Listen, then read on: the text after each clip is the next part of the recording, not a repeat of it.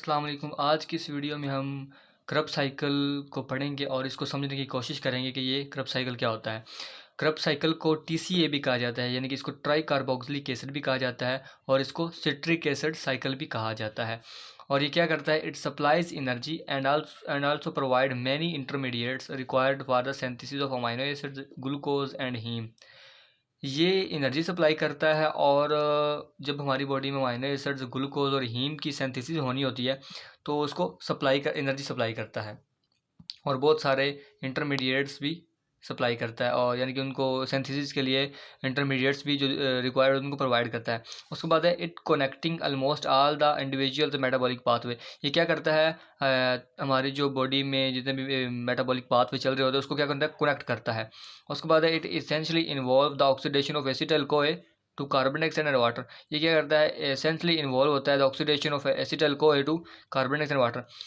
जब हमारी बॉडी में यानी कि ये कर्ब साइकिल चल रहा होता है तो ये ऑक्सीडेशन ऑफ एसिटिल कोए में भी इन्वॉल्व होता है। देन आ जाता है एक मोस्ट इंपॉर्टेंट बात कि कर्ब साइकिल कहाँ पर हो रहा होता है। ये it occurs in the matrix of mitochondria. ये माइटोकॉन्ड्रिया में हो रहा होता है, हमारी बॉडी में माइटोकॉन्ड्रिया में हो रहा होता है।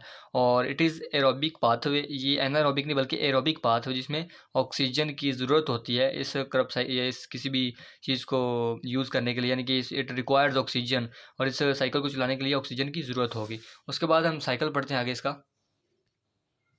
तो यहाँ से साइकिल स्टार्ट हो रहा होता है। हमारी बॉडी में एक होता है ग्लाइकोलाइसिस, एक पाथवे होता है, तो उसका जो एंड प्रोडक्ट होता है वो पायरोवेट होता है। पायरोवेट जब ब्रेक डाउन होता है एसिटाइल कोए में तो एक एंजाइम की मौजूदगी में जिसको पायरोवेट डीहाइड्रोजनेज कहते हैं, यानी कि पायरोवेट डीहाइड्रोजनेज एंजाइम्स की मौजूदगी में एसिटाइल कोए में ब्रेक डाउन हो जाता है। उसके बाद क्रब साइकिल ने आगे जो है ना साइकिल ने चलना होता है, तो एसिटाइल कोए जो होता है ना ये ऑक्सैलिक एसिटिक एसिड के साथ मिलता है सिंथेज एंजाइम्स की प्रेजेंस में, तो सिट्रेट बना देता है। और आगे जब सिट्रेट ने आइसोसिट्रेट में जाना होता है तो अकोनिडेज एंजाइम्स यूज़ होता है और सिट्रेट आइसोसिट्रेट में चला जाता है।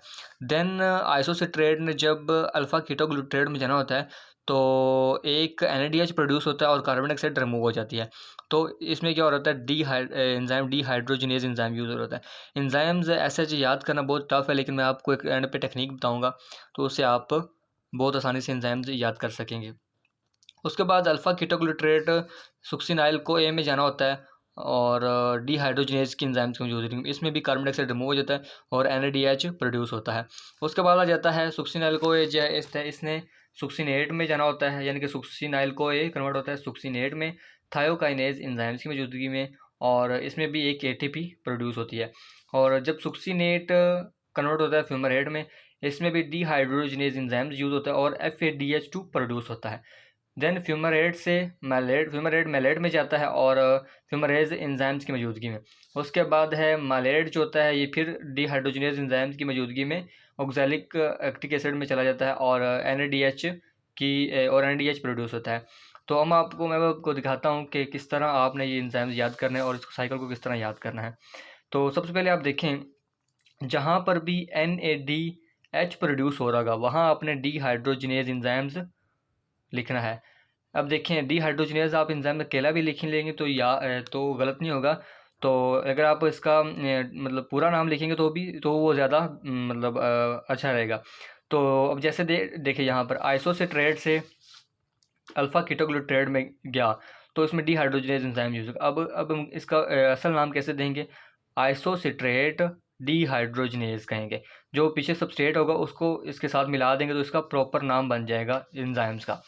तो उसके बाद है जब भी ATP से या ADP से ATP बन रहा होगा तो म्यूटेज एंजाइम यूज़ होगा, यानी कि फॉस्फेट की एडिंग या रिमूविंग हो रही होगी तो म्यूटेज एंजाइम यूज़ होगा। उसके बाद है फॉस्फोराइलेशन अगर हो रही होगी तो काइनेज एंजाइम यूज़ होगा। उसके बाद है जब भी डीफॉस्फोराइलेशन हो रही होगी किसी भी साइकिल में तो उसमें फॉस्फोटेज एंजाइम्स यूज़ होगा। तो ये था क्रब साइकिल। अब कोशिश करते हैं कि इसको याद कैसे करना, वो ट्रिक बताते हैं आपको मैं। देखें, सबसे पहले आता है सिट्रेट और तो उसके बाद आइसोसिट्रेट आ जाता है। सिट्रेट और C और I सब देखें आप, C और I। या आप ऐसे याद कर लें, CI एक इदारा है, उसका नाम CI है, तो आप इस तरह आपको याद रहेगा CI। उसके बाद है अल्फ़ा केटोग्लूटारेट और सुक्सिन अल्कोए, आप इस तरह CIK आप ये देख लें, CIK, बस आप इतना एक दफ़ा याद कर लें। उसके बाद आ जाता है SS, मैं आपको एंड पे नाम बताऊंगा, SS। उसके बाद आ जाता है FMO,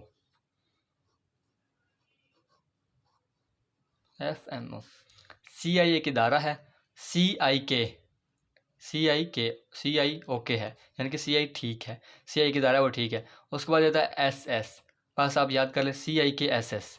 उसके बाद आ जाता है FMO, फ़ायज़ा, जैसे फ़ायज़ा मेडिकल ऑफिसर, एंड पे याद करना बहुत आसान, FMO फ़ायज़ा मेडिकल ऑफिसर। और CIK SS FMO बहुत आसान है क्रब साइकिल को याद करना, इससे आपको बहुत फ़ायदा होगा और बहुत याद करने में आसानी रहेगी। आप बस ये जो है ना वर्ड्स अपने माइंड में रख लें, CIK SS FMO। तो आई होप आपको वीडियो अच्छी लगी होगी और आपको समझ आ गई होगी।